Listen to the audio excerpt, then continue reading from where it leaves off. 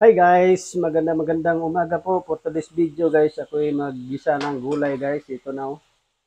Hindi ko na videoan kanina pag lagay ko mga kasimpol. Pero ito na oh. Sari-sari, taugi.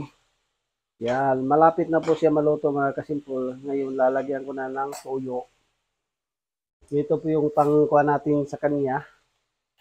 Toyo lang yung aking silbi pagpaawa natin alat mga kasimpol. So, hindi na lalagyan ng asin to. Hindi ko na lalagyan ng asin. Ito lang tuyo. Yan. Diba?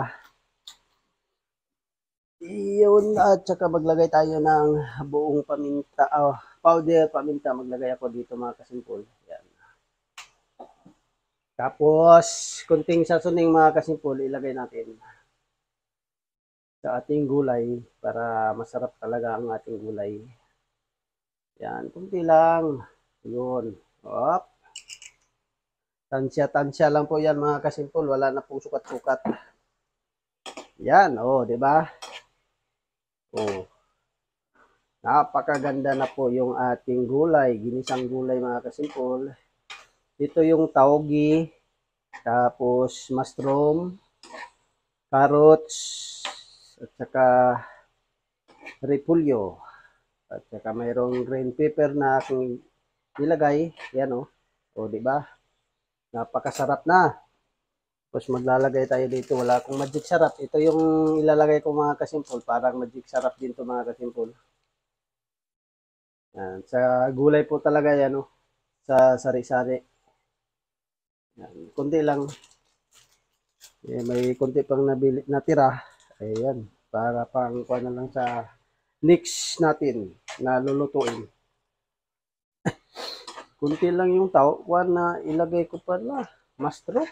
Kala ko marami na yung mushroom mga kasimpol. Kunti lang pala yung ilagay kong mushroom. O yun. O diba? Napakasarap yung ating gulay mga kasimpol. O. Diba? O. Kunting-kunti na lang mga kasimpol. Ito ay hindi natin to yung one lang mga kasimpol. Tamang-tama yung luto niya. Yung medyo half cook lang. Dahil yung taugi naman ay madali pong maluluto po to. Pag sobrahan sa luto na, ay pangit na po yung gulay na sobra sa luto mga kasimpol. Ito na po, tama na po to. Ganito mga kasimpol. Oh. Yan oh. Sobrang sarap na yan mga kasimpol. Yan po mga kasimpol. Ang aking gulay na niluto. Maraming salamat po sa inyong lahat. Magandang umaga ulit po sa inyong lahat. Thank you po sa lahat ng suporta ninyo mga kasimpol. Maraming salamat po sa lahat.